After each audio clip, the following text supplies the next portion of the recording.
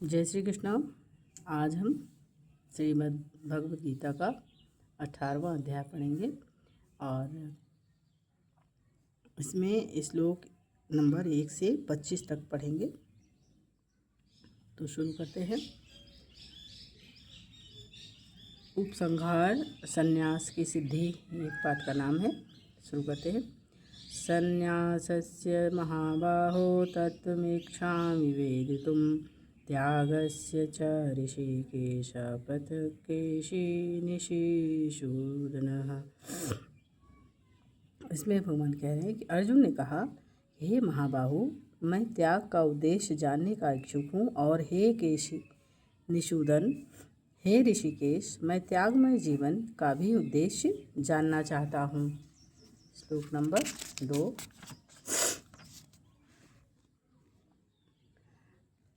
काम्यानां कर्मणानां न्यासं संन्यासं कवयो बिन्दुः सर्वकर्मफलत्यागं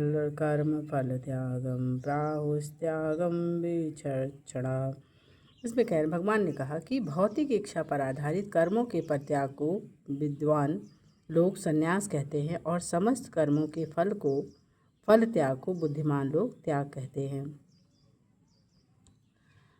श्लोक नंबर 3। त्याजं दोष विदित्य के कर्म प्राहु मनीषिणः ज्ञान यज्ञ ज्ञान दान तपः कर्म च त्याजति चापरे। इसमें कह रहे हैं कुछ विद्वान लोग घोषित करते हैं कि समस्त प्रकार के सकाम कर्मों को दोषपूर्ण समझकर त्याग देना चाहिए, किंतु अन्य विद्वान मानते हैं कि यज्ञ दान तथा तपस्या के कर्मों को कभी नहीं त्यागना चाहिए। श्लोक नंबर 4। निश्चयं शृणु च मे तत्र त्यागे भर्तसं त्यागो हि पुरुष व्याघ्र त्रिविधि संप्रकीर्तितः। इसमें कह हे भरत श्रेष्ठ, अब त्याग के विषय में मेरा निर्णय सुनो। हे नरशार्दूल, शास्त्रों में त्यागहीन 3 तरह का बताया गया है। कहने का तात्पर्य, यद्यपि त्याग के विषय में विभिन्न प्रकार के मत हैं, लेकिन परम पुरुष श्री कृष्ण अपना निर्णय दे रहे हैं कि जिसे अंतिम माना जाना चाहिए। निसंदेह सारे वेद भगवान द्वारा प्रदत्त विभिन्न विधान हैं। यहाँ पर भगवान साक्षात उपस्थित है, अतएव उनके वचनों को अंतिम मान लेना चाहिए। भगवान कहते हैं कि भौतिक प्रकृति के 3 गुणों में से जिस गुण में त्याग किया जाता है, उसी के अनुसार त्याग का प्रकार समझना चाहिए। श्लोक नंबर 5। यज्ञ दान तपः कर्म न त्याज्यं कार्यमेव ततः यज्ञोदानं तपश्चैव पावनानि मनीषिणाम्। इसमें कह रहे हैं कि यज्ञ दान और तथा तपस्या के कर्मों का कभी भी परित्याग नहीं करना चाहिए, उन्हें अवश्य संपन्न करना चाहिए। निसंदेह यज्ञ दान और तपस्या महात्माओं को भी शुद्ध बनाते हैं। श्लोक नंबर 6। एत्यानपि तु कर्माणि संगत्यक्त्वा फलानि च कर्तव्यानीति मे पार्थ निश्चितं मतमोत्तमम्। इसमें कह रहे हैं इन सारे कार्यों को किसी प्रकार की आसक्ति या फल की आशा के बिना संपन्न करना चाहिए। हे प्रथापुत्र, इन्हें कर्तव्य मानकर संपन्न किया जाना चाहिए, यही मेरा अंतिम मत है। श्लोक नंबर 7। नियतस्य तु संन्यासः कर्मणो नोपद्यते मोहातस्य परित्यागस्तामसः परिकीर्तितः। इसमें कह रहे हैं निर्दिष्ट कर्तव्यों को कभी भी नहीं त्यागना चाहिए। यदि कोई मोहवश अपने नियत कर्मों का परित्याग कर देता है तो ऐसे त्याग को तामसी कहा जाता है। श्लोक नंबर 8। दुःखमित्यमेव यत्कर्म कार्यक्लेश भयातेजः सः कृत्वा राजसं त्यागं नैव त्यागफलं लभेत। इसमें कह रहे हैं जो व्यक्ति नियत कर्मों को कष्टप्रद समझकर या शारीरिक क्लेश के भय से त्याग कर देता है, उसके लिए कहा जाता है कि उसने त्याग रजोगुण में किया है। ऐसा करने से कभी त्याग का उच्च फल प्राप्त नहीं होता है। श्लोक नंबर 9। कार्यमित्येव यत्कर्म नियतं क्रियते अर्जुना संग त्यक्त्वा फलं चैव त्यागः सात्विको मतः। इसमें कह रहे हे अर्जुन, जब मनुष्य नियत कर्तव्य को करणीय मान कर करता है और समस्त भौतिक संगति तथा फल की आसक्ति को त्याग देता है तो उसका त्याग सात्विक कहलाता है। श्लोक नंबर 10। नादेष्ट्य कुशलं कर्म कुशलेनानुष्यते त्यागी सत्व समाविष्टो मेधावी छिन्न संशया। इसमें भगवान कह रहे हैं कि सतोगुण में स्थित बुद्धिमान त्यागी जो न तो अशुभ कर्म से घृणा करता है और ना ही शुभ कर्म से लिप्त होता है, वह कर्म के विषय में कोई संशय नहीं रखता है। श्लोक नंबर 11। ना ही देहवृता शक्यं त्यक्तुं कर्माणि शेषतः यस्तु कर्म फल त्यागी सा त्यागी इत्यभिधीयते। इसमें कह रहे निसंदेह किसी भी देहधारी प्राणी के लिए समस्त कर्मों का परित्याग कर पाना असंभव है, लेकिन जो कर्म फल का परित्याग करता है वह वास्तव में त्यागी कहलाता है। श्लोक नंबर 12। अनिष्ट विनिष्टं मिश्रं च त्रिविधं कर्मणः फलं भवत्यगिना प्रीत्य न तो सन्यासिनां क्वचित। जो त्यागी नहीं है उसके लिए इच्छित, अनिच्छित तथा मिश्रित ये 3 प्रकार के कर्मफल मृत्यु के बाद मिलते हैं, लेकिन जो सन्यासी हैं उन्हें ऐसे फल का सुख दुख नहीं भोगना पड़ता है। श्लोक नंबर 13। पश्चैतानि महाबाहो कारणानि निबोध मे सांख्ये कृतान्ते प्रोक्तानि सिद्धे सर्वकर्मणां। हे महाबाहु अर्जुन, वेदांत के अनुसार समस्त कर्म की पूर्ति के लिए 5 कारण हैं। अब तुम मुझसे इन्हें सुनो। कौन कौन से 5 कारण हैं अगले श्लोक में है।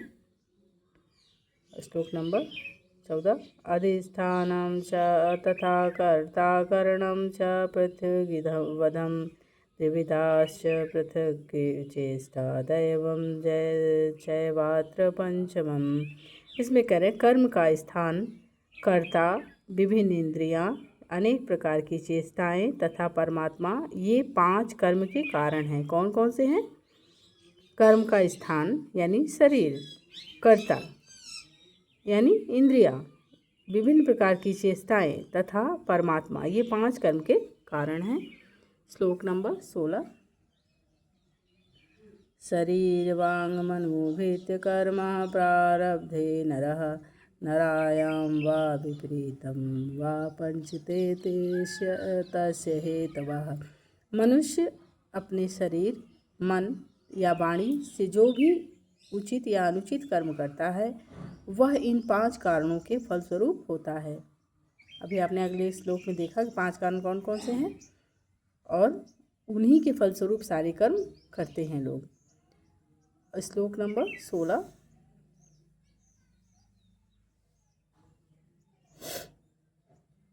तत्रैवं सति कर्तारमात्मनं केवलं तु यः पश्यति कृतबुद्धित्वान् स पश्यति दुर्मति। इसमें कहता है अतएव जो इन 5 कारणों को न मानकर अपने आप को ही एकमात्र कर्ता मानता है वह निश्चय ही बुद्धिमान नहीं होता है और वस्तुओं को सही रूप में नहीं देखता है। श्लोक नंबर 17।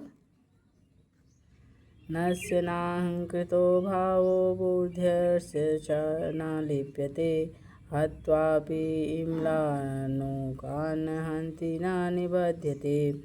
इसमें भगवान कह रहे हैं जो मिथ्या अहंकार से प्रेरित नहीं है, उसकी बुद्धि बंधी नहीं है, वह इस संसार में मनुष्यों को मारता हुआ भी नहीं मारता है, ना ही वह अपने कर्मों से बंधा हुआ होता है। तात्पर्य इसका है कि इस श्लोक में भगवान अर्जुन को बताते हैं कि युद्ध न करने की इच्छा अहंकार से उत्पन्न होती है। और अर्जुन स्वयं को कर्ता मान बैठा था, इसलिए उसने अपने भीतर तथा बाहर परम परमात्मा के निर्देश पर विचार नहीं किया था। यदि कोई यह न जाने कि कोई परम निर्देश भी है तो वह कर्म क्यों करे। लेकिन जो व्यक्ति कर्म के उपकरणों को कर्ता के रूप में अपने को और परम निर्देशक के रूप में परमेश्वर को पूर्ण मानता है, वह प्रत्येक कार्य को पूर्ण करने में सक्षम है। ऐसा कभी भी मोहग्रस्त नहीं होता है। जीव में व्यक्तिगत कार्यकलाप और उत्तरदायित्व का उदय मिथ्या अहंकार से तथा ईश्वर विहीनता तथा कृष्ण भावनामृत के अभाव से होता है। वह वध करता हुआ भी वध नहीं करता है, ना ही वह कभी ऐसे वध के फल भोगता है। और जब कोई सैनिक अपने श्रेष्ठ अधिकारी सेनापति की आज्ञा से वध करता है तो वह उसको दंडित नहीं किया जाता है, लेकिन यदि वही सैनिक स्वेच्छा से वध कर दे तो निश्चित रूप से न्यायालय द्वारा उसका निर्णय होता है। श्लोक नंबर 18। ज्ञानं ज्ञेय परिज्ञाता त्रिविधा कर्म चोदना करणं कर्म कर्तेति त्रिविध कर्म संग्रह। इसमें कह रहे हैं कि ज्ञान, ज्ञेय और ज्ञाता ये तीनों कर्म को प्रेरणा देने वाले कारण हैं। कौन कौन से? ज्ञान, ज्ञेय और ज्ञाता, ये तीनों कर्म को प्रेरणा देते हैं। और इंद्रियां यानी कर्म तथा कर्ता, ये तीनों कर्म के संगठक हैं। तीनों संगठक कौन कौन से हैं? इंद्रियां, कर्म तथा कर्ता। श्लोक नंबर 19। ज्ञानं कर्म च कर्ता च त्रिधैव गुणभेदता प्रोच्यते गुणसंख्याने यथा विक्षुणः तान्यपि। इसमें भगवान कह रहे हैं कि प्रकृति के 3 गुणों के अनुसार, अभी आपने इसके पहले सुना था, 3 गुण कौन कौन से हैं? सतोगुण, तमोगुण और रजोगुण। ये तीनों गुण के आधार पे ही हमारी जो आपने प्रकृति के 3 गुण सुने थे, उसमें ही ये है कि प्रकृति के 3 गुणों के अनुसार ज्ञान, कर्म और कर्ता, ज्ञान, कर्म तथा कर्ता के 3 भेद हैं। अब वह मुझसे सुनो। 14वें अध्याय में प्रकृति के 3 गुणों का विस्तार वर्णन हो चुका है। उस अध्याय में कहा गया कि सतोगुण प्रकाशक होता है, रजोगुण भौतिकवादी होता है और तमोगुण आलस्य तथा प्रमाद का प्रेरक होता है। प्रकृति के सारे गुण बंधनकारी हैं, वे मुक्ति के साधन नहीं हैं। यहाँ तक कि सतोगुण में भी मनुष्य बद्ध रहता है। 17वें अध्याय में भी आपने सुना कि विभिन्न प्रकार के मनुष्यों द्वारा विभिन्न गुणों में रहकर की जाने वाली विभिन्न प्रकार की पूजा का वर्णन किया गया है। इस श्लोक में भगवान कहते हैं कि वे तीनों गुणों के आधार पर विभिन्न प्रकार के ज्ञान, कर्ता और कर्म के विषय में बताना चाहते हैं। और श्लोक नंबर 20।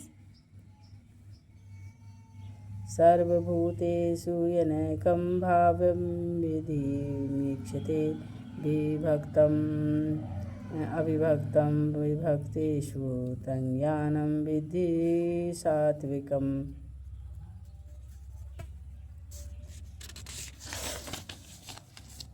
इसमें कह रहे हैं कि जिस ज्ञान में अनंत रूपों में विभक्त सारे जीवों में एक ही अविभक्त आध्यात्मिक प्रकृति देखी जाती है, उसे ही तुम सात्विक जानो। जो व्यक्ति हर जीव में, चाहे वह देवता हो, मनुष्य हो, पशु हो या जल जंतु हो या पौधा हो, एक ही आत्मा को देखता है, उसे सात्विक ज्ञान प्राप्त रहता है। समस्त जीवों में एक ही आत्मा है। यद्यपि पूर्व कर्मों के अनुसार उसके शरीर भिन्न भिन्न हैं, जैसा कि 7वें अध्याय में वर्णन हुआ है कि प्रत्येक शरीर में जीवनी शक्ति की अभिव्यक्ति परमेश्वर की परा प्रकृति के कारण होती है। उस परा प्रकृति, उस जीवनी शक्ति को प्रत्येक शरीर में देखना सात्विक दर्शन है।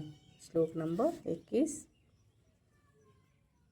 पृथक्तेन तु यज्ञानं नानाभावं पृथग्विज्ञानविधाना वेति सर्वेषु भूतेषु तज्ज्ञानं विद्धि राजसम्। इसमें कह रहे हैं भगवान कि जिस ज्ञान में से कोई मनुष्य विभिन्न शरीरों में भिन्न भिन्न प्रकार के जीव देखता है, उसे तुम राजसी मानो। कहने का तात्पर्य है कि यह धारणा है कि धारणा की भौतिक शरीर ही जीव है और शरीर के विनष्ट होने पर चेतना भी नष्ट हो जाती है, ये राजसी ज्ञान है। इस ज्ञान के अनुसार एक शरीर दूसरे शरीर से भिन्न है, क्योंकि इसमें चेतना का विकास भिन्न प्रकार से होता है। अन्यथा चेतना को प्रकट करने वाला पृथक आत्मा न रहे। शरीर स्वयं आत्मा है और शरीर के परे कोई भी पृथक आत्मा नहीं है। इस ज्ञान के अनुसार चेतना अस्थायी है और यह कि पृथक आत्माएं नहीं होती। यह सर्वव्यापी आत्मा है जो ज्ञान से पूर्ण है और वह शरीर के क्षणिक अज्ञानता का प्रकाश है, या यह कि इस शरीर से परे कोई विशेष जीवात्मा या परमात्मा नहीं है। ये सब धारणाएं रजोगुण से उत्पन्न हैं। श्लोक नंबर 22। यह तो कृतस्नवदेकास्मिन् कार्ये सहमहेतुकम् आतत्वार्थवदल्पं च तत्ताम समुदाहतम्। इसमें कह रहे हैं भगवान कि वह ज्ञान जिससे मनुष्य किसी प्रकार के कार्य को अति तुच्छ जो अति तुच्छ है सब कुछ मानकर सत्य को जाने बिना उसमें लिप्त रहता है, उसे तामसी कहा जाता है। कहने का तात्पर्य है भगवान का कि सामान्य मनुष्य का ज्ञान सदैव तामसी होता है, क्योंकि प्रत्येक बद्ध जीव तमोगुण में ही उत्पन्न होता है। जो व्यक्ति प्रमाणों से शास्त्रीय आदेशों के माध्यम से ज्ञान अर्जित नहीं करता है, उसका ज्ञान शरीर तक ही सीमित रहता है। उसे शास्त्रों के आदेशानुसार कार्य करने की चिंता नहीं होती है। उसके लिए धन ही ईश्वर है और ज्ञान का अर्थ शारीरिक आवश्यकताओं की तुष्टि है। ऐसे ज्ञान का परम सत्य से कोई संबंध नहीं होता है। यह बहुत कुछ साधारण पशुओं के ज्ञान यथा खाने, सोने और रक्षा करने तथा मैथुन करने का ज्ञान जैसा है। ऐसे ज्ञान को यहाँ पर तमोगुण से उत्पन्न बताया गया है। और दूसरे शब्दों में इस शरीर से परे आत्मा संबंधी सात्विक ज्ञान कहलाता है। इस ज्ञान से लौकिक तर्क चिंतन द्वारा नाना प्रकार के सिद्धांत और वाद जन्म लें, वह राजसी है। और शरीर को सुखमय बनाए रखने के वाले ज्ञान को तामसी कहा जाता है। श्लोक नंबर 23।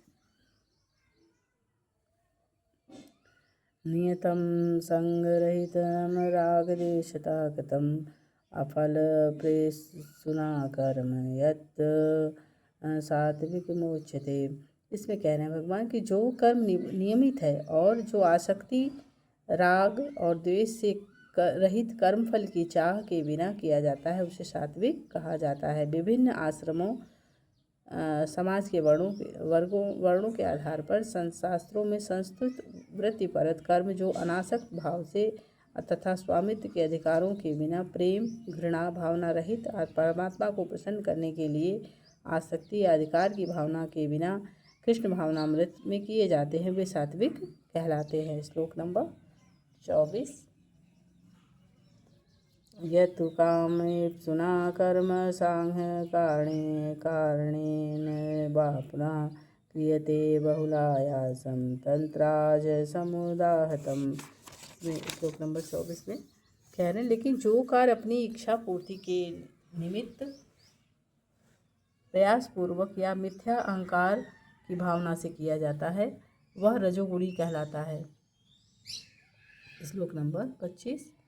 अनुबंधम क्षयं हिंसामनपेक्षं च पौरुषं मोहादराभेते कर्म यथा तामसमुच्यते। इसमें कह रहे हैं भगवान कि जो कर्म मोहवश शास्त्रीय आदेशों की अवहेलना करके तथा भावी बंधन की परवाह किए बिना या हिंसा या अन्यों को दुख पहुंचाने के लिए किया जाता है, वह तामसी कहलाता है। मनुष्य को अपने कर्मों का लेखा राज्य को और परमेश्वर के दूतों को, जिन्हें यमदूत कहते हैं, देना होता है।